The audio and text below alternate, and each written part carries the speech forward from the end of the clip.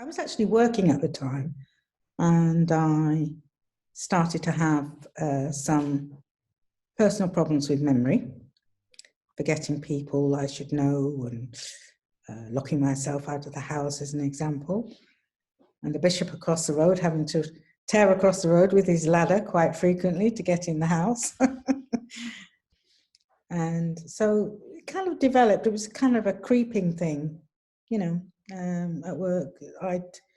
Somebody was talking to me and I left the room, I'd forget within a few minutes of leaving that meeting or the room what was discussed. Same thing with anything. If I was at a photocopying machine and I had more than one or two pieces of paper, I would get totally flummoxed, and all this paper would be coming out and then not know where I was. I couldn't put things in any kind of order, any chronological order. Same with writing, the same thing.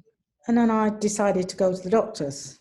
She sent me off to King's College to have a brain scan. It was at that point afterwards that I was told I had early onset dementia, I had vascular dementia.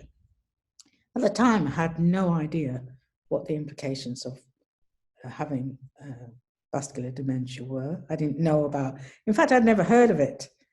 And so there began all the tests and the psychometric testing and all the other tests that they do for memory. And then I was told just to go off, and after attending hospital and the clinic for some time, the memory clinic, I was told just to go off and live my life. What that meant, in effect, is that I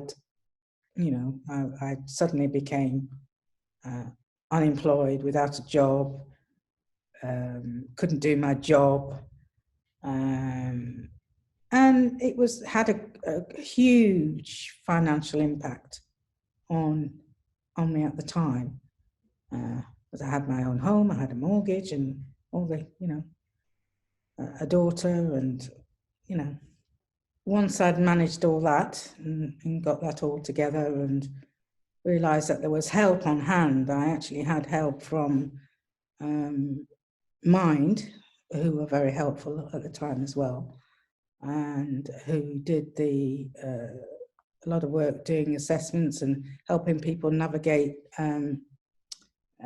benefits and things like that, so they could, meet their bills. I had to move house, and there was a lot of sadness at the time. And I started coming to Age Exchange probably about, was it 5 years ago? Simon, I can't remember. But it's some time ago now. And I was able to meet with other people at Age Exchange, Kaleidoscope Café, and just having that sense of focus every 2 weeks, and being able to come somewhere and have,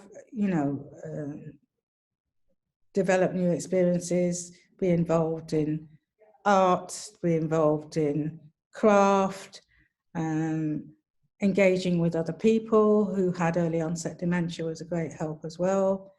And just having, it was almost like having a family, but your working family is gone, but it's replaced by this family who are there to support you and talk.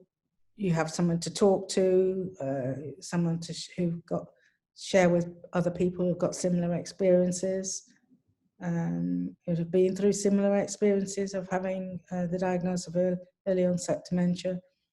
And well, I think it's transformed my life, really, because I've developed skills I didn't know I had, painting being one of them. And it puts me in a peaceful place where I'm not having to juggle with things, but I'm just having to focus on me. And that's very difficult when over the years when you haven't been focusing on you, and you haven't been able to, you've not had any sense of direction, and suddenly you've got a sense of purpose, you've got a sense of direction, you have a new family of support and friends around you that can that you can meet with on a regular basis, it makes a huge difference.